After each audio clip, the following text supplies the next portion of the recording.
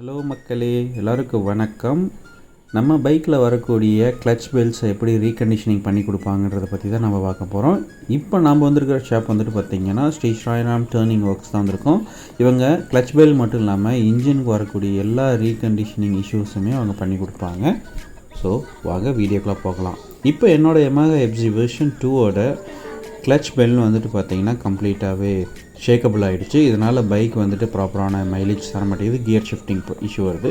So இனிஷியலாக அவங்க வந்துட்டு ரீகண்டிஷனிங் பண்ணுறதுக்கு அவங்க ரிவீட் போட்டு அடிச்சிருப்பாங்கள்ல, ஸோ அதை வந்துட்டு ஃபுல்லாகவே கிரைண்ட் பண்ணி எடுக்கிறாங்க.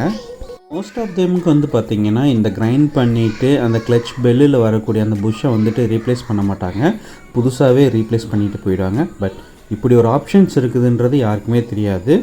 ஸோ கஸ்டமர்ஸ் யாராக இருந்தாலும் நீங்கள் உங்களோட கிளச் பெல்ட்ஸை கொண்டு வந்துட்டு இங்கே கிரைண்ட் பண்ணிவிட்டு அவங்க புதுசாக ரிவீட் பண்ணி கொடுத்துருவாங்க. புதுசாகவே அந்த கிளச் பெல்லு வரக்கூடிய ஓரிங்கையும் ரீப்ளேஸ் பண்ணி கொடுத்துருவாங்க. இதனோட ஓவரால் காஸ்ட் வந்துட்டு பார்த்திங்கன்னா அப்ராக்சிமேட்டாக 450 ஆகுது. ஒரு ஃபியூ தௌசண்ட் கிலோமீட்டர்ஸ்க்கு அப்புறம் பார்த்திங்கன்னா என்னோடது வந்துட்டு இந்த மாதிரி ஷேக்கபிள் ஆகிடுச்சு. ஒன்ஸ் அந்த ரிவீட் எல்லாமே கிரைண்ட் பண்ணி எடுத்ததுக்கப்புறம் அதை ஃபுல்லாகவே தட்டி வெளியில் எடுக்கிறாங்க.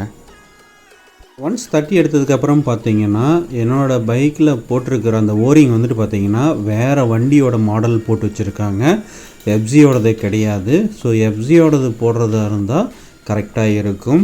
அப்போ தான் வந்துட்டு கொஞ்சம் நாளைக்கு அது நல்லாவே பர்ஃபெக்டாக ஒர்க் ஆகும். அதே மாதிரி இது என்னென்னு பார்த்திங்கன்னா இது வந்துட்டு ஆயில் சீல் மாதிரிங்க. ஸோ இந்த கிளச் பெல்லுக்கும் பார்த்திங்கன்னா அந்த ஓரிங்கும் வந்துட்டு ப்ராப்பராக ஃபிட் ஆகிறதுக்காக அந்த ஆரஞ்சு கலர் இது கொடுத்துருக்காங்க.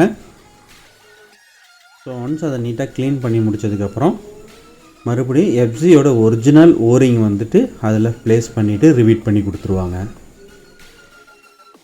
இப்போ பார்த்திங்கன்னா ஒரிஜினல் ஓரிங் வந்து ஃபிக்ஸ் பண்ணிட்டாங்க. அதே மாதிரி ரிவீட் வந்துட்டு கரெக்டாக எல்லா கிராஸ் ஹோல்ஸ்லேயுமே வந்து வச்சிட்ருக்காங்க. ஸோ இது எதனால் கிராஸில் வைக்கிறாங்கன்னா அப்போ தான் ப்ராப்பராக வந்துட்டு அலைன் ஆகும். அதே மாதிரி எங்கேயுமே வந்துட்டு ஹோல்ஸ் வந்துட்டு மிஸ்மேட்ச் ஆகாமல் போகிறதுக்காகவும்.